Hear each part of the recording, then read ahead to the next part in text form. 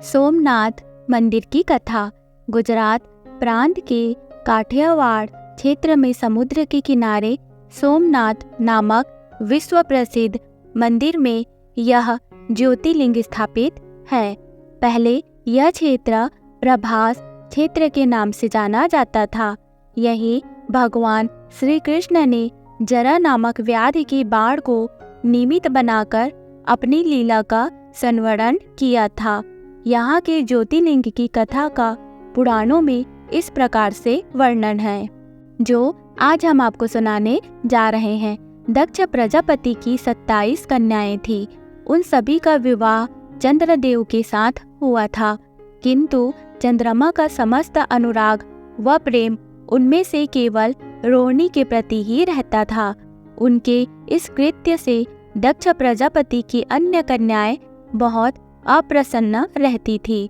उन्होंने अपनी यह व्यथा कथा अपने पिता को सुनाई। दक्ष प्रजापति ने इसके लिए चंद्रदेव को अनेक प्रकार से समझाया, किंतु रोहिणी के वशीभूत को उनके हृदय पर इसका कोई प्रभाव नहीं पड़ा। अंततः दक्ष ने क्रुद्ध होकर उन्हें क्षयग्रस्त हो जाने का श्राप दे दिया। इस श्राप के कारण चंद्रदेव तत्काल क्षयग्रस्त हो गए।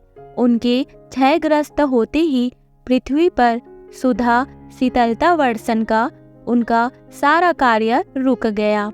चारों ओर त्राही त्राही मच गई। चंद्रमा भी बहुत दुखी और चिंतित थे।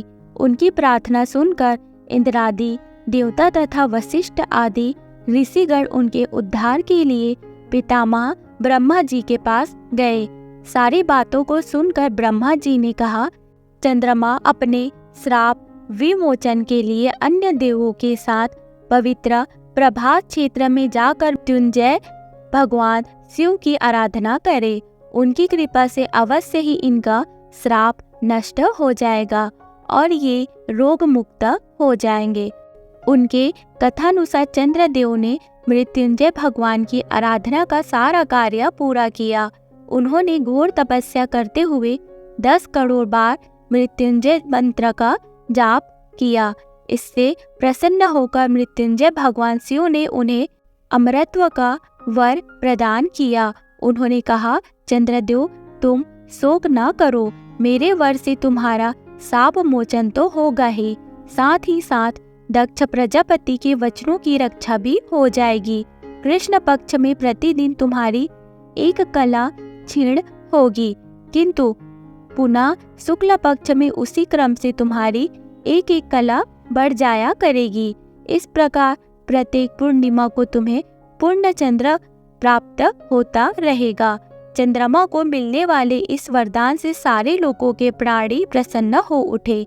सुधाकर चंद्रदेव पुनः 10 दिशाओं में सुधा वर्षण का कार्य पूर्ववत करने लगे। श्राप मुक्त होकर चंद्रदेव ने अन्य देवताओं के साथ मिलकर मृत्युंजय भगवान से प्रार्थना की कि आप माता पार्वती जी के साथ सदा के लिए प्राणों के उद्धार्थ यहाँ निवास करें। भगवान शिव उनकी इस प्रार्थना को स्वीकार करके ज्योतिर्लिंग के रूप में माता पार्वती जी के साथ तभी से यहाँ रहने लगे।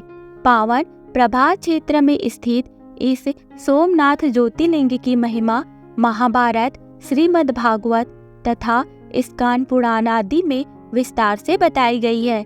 चंद्रमा का एक नाम सोम भी है।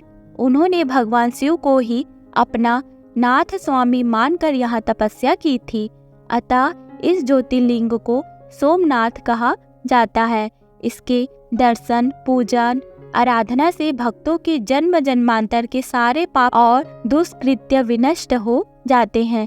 वे भगवान शिव और माता पार्वती की अक्षय कृपा का पात्र बन जाते हैं।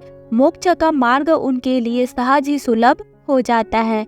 उनकी लौकिक और पारलौकिक सारे कृत्य स्वयं में सफल हो जाते हैं। इसका धार्मिक महत्व यह है कि पौराणिक अनुश्रुतियों के अनुसार सोम नाम चंद्र का है, जो दक्ष के दामाद थे। एक बार उन्होंने दक्ष की आज्ञा की अवहेलना की जिससे कुपित होकर दक्ष ने उन्हें श्राप दिया कि उनका प्रकाश दिन प्रतिदिन धूमिल होता जाएगा। अन्य देवताओं ने दक्ष से उनका श्राप वापस लेने की बात कही तो उन्होंने कहा कि सरस्वती के मुहाने में समुद्र में स्नान करने से श्राप के प्रकोप को रोका जा सकता है। सोम ने सरस्वती के मुहाने पर स्थित अरब सागर में स्नान करके भगवान शिव की आराधना की। प्रभु शिव यहाँ पर अवतरित हुए और उनका उद्धार किया। वह सोमनाथ के नाम से प्रसिद्ध हुए। तो दोस्तों, ये कहानी आपको कैसी लगी हमें कमेंट करके जरूर बताइएगा। वीडियो को लाइक, चैनल को सब्सक्राइब जरूर कीजिएगा। मिलते हैं नेक्स्ट वीडियो में। Okay, bye bye, take care, thank you.